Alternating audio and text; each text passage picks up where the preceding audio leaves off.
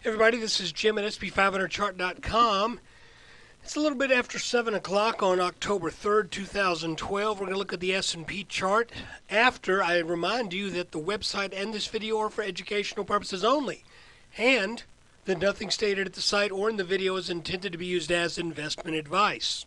I also need to remind you that I can draw lines on charts, but you have to draw your own conclusions from your own research and make investment decisions that are suitable for your personal financial situation. And my voice is horrible. And I am still not a licensed financial professional, just a guy that draws lines on charts. And guys, I'm assuming that you've been following the videos for the past days and weeks.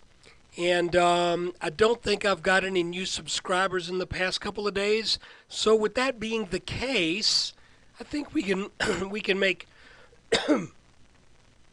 fairly short work out of this. I extended this triangle top resistance line in yesterday's video, and boy, I did that just in the nick of time, because as you can see,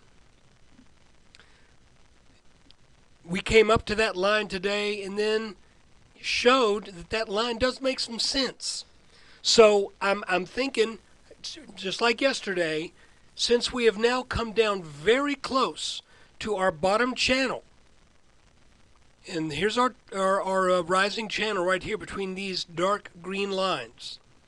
This is I'm considering these couple of days back in the last week of July as outliers, because everything else lines up so nicely. We get here and we had 2 days that just were outliers. So if we zoom in again and look at a 5-minute chart, let's do a 10-minute. You can see how this line was respected today, and my feeling is this. I think we've come close enough to this bottom line down here in this channel that if we are going to rally and head back up to make another go at this top resistance line, then this orange line and this brown line are going to, of necessity, break. But the good thing is, if we were to say get up to 1460, which was which would be a little bit higher than our previous high back here on October 1st. If we were to get up to that 1460 level, I would think that would probably signal that the market is ready to put on another 20-25 points and head on up to the 1480s. But I want to show you the other thing is, and that is this line and this line are kind of squeezing the markets down to a point where something's got to give.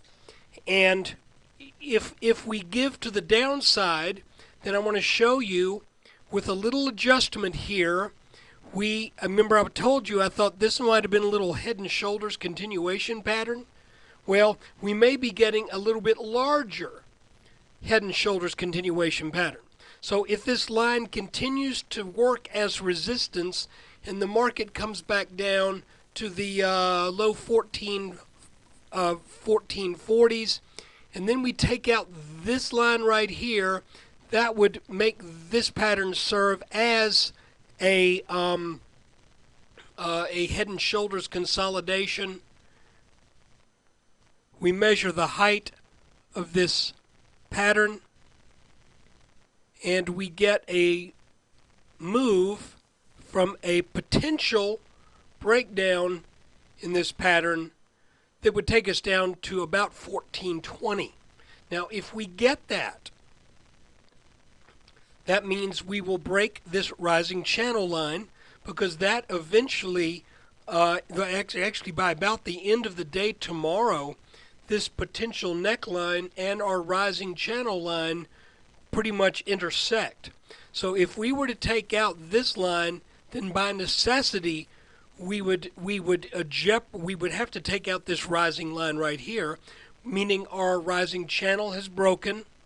And if this pattern, if it does end up being a head and shoulders consolidation, then by necessity, we also, excuse me, and it makes its minimum target, then by necessity, we will also take out this rising line right here, which is our light orange line, which I'll remind you, I'll have to move it to the proper place, but you can see it has its genesis in the lows of early June and the lows of late July. So if that happens, then I think the handwriting is on the wall that the S&P wants to go down and hammer back down on 1400, or maybe even a little bit lower at about 1398. All of this trading that we've been doing for the last month has been after essentially a gap up.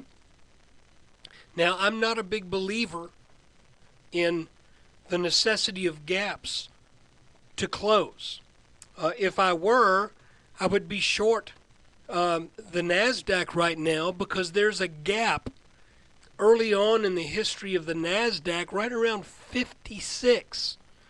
No joke. So that hasn't filled. Someday it may, but I'm not thinking it's any time soon, and it's probably when the United States is in its latter years of world relevance, which, by the way, is a distinct possibility. Guys, I want to say something, and I really don't want to get into political stuff, but you know, when I was a senior in high school in 1975, we studied political science, and our course was, in our last quarter, we spent 6 weeks, and I was in advanced classes.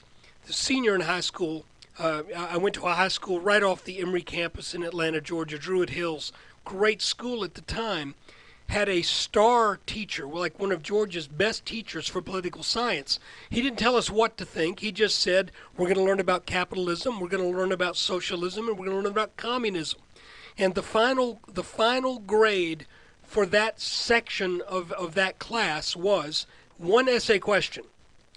Compare and contrast capitalism versus Marxism using the Bolshevik Revolution and the Boxer Revolution as evidence. Well, I'm not going to bore you with my paper. I was one of 2 A's in the class. But I will tell you this.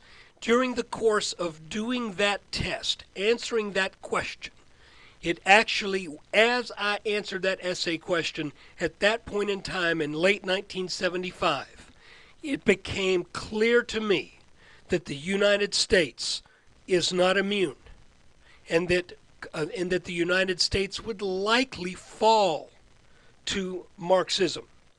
And I think we're seeing it now. I'll just be honest with you. So anyway, watch the debates tonight. Figure it out for yourself. I figured it out 39 years ago. So at least I think I did. But anyway, look, guys, back to the markets. If this ends up taking out this neckline right here, then we're going to come down to the 1420 level, but we also will end up taking out this level at 1398. And if we look at this as being a pattern that has something of a neckline in and of itself, and I'm not going to go to this very height right here. I'm going to be a little conservative. I'm going to measure the height of all of this trading at this point, and you can see that if this little neckline gets taken out right here, then we probably even have a little further to go than that. So guys, the moral of the story is we need to watch this green line once again. I know I've been something of a one-note Johnny, as it were, telling you for the past week, watch this line, watch this line, watch this line. We got 2 lines to watch now. If this one breaks, then I think we set into motion a cascade of events that will take the markets down to test it, to test at least 1400.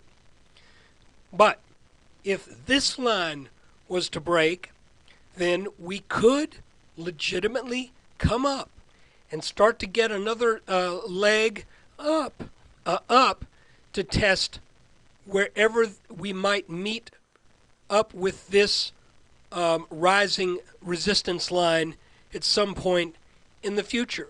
It could be as high as 1,500. Don't discount that. But guys, you know, we are blessed to have this channel to keep an eye on right now.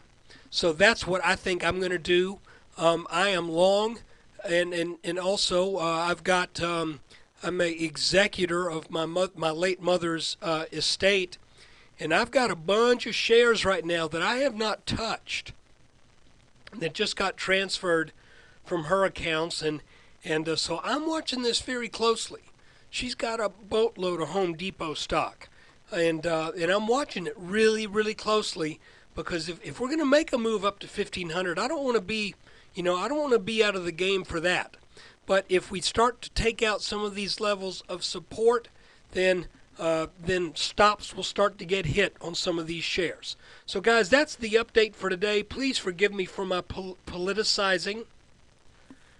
I just think this is a very important election cycle, and I have some what I believe are some legitimate concerns about the validity of what our nation is doing with regards to monetary policy, with regards to entitlement programs, with regards to taxation, with regards to energy policy, with regards to regulatory policy. It's just looking like the government is getting way, way, way top heavy. And who's paying for that? It's the people in the middle class, for the most part, who are paying for all of this government largesse. So guys, once again, forgive me for doing that. You vote your conscience, but I will ask you to do this. I will ask you to gather all the facts and remain open-minded as we approach this election. I want you to try to be as objective as you can about this. Forget the fact if your grandfather and his father and your father all voted Republican, or if they all voted Democrat. Forget the fact that you might have somebody in the family who's a member of a union. I want you to, I implore you, think about it in terms of dollars and cents, monetary policy, and if you have to, put it in context of your own family. If you can make an analogy, what would happen if I did as a leader of a family, or as a head of household, or as a mother, or as a father? What would happen if I did the same kind of things with my money that I see Washington doing with our money? Would it make sense? Again, forgive me, I don't want to make anybody mad. I just ask you, think about it. Okay? Look, folks, take care. Appreciate your time and attention, and I especially appreciate your subscription.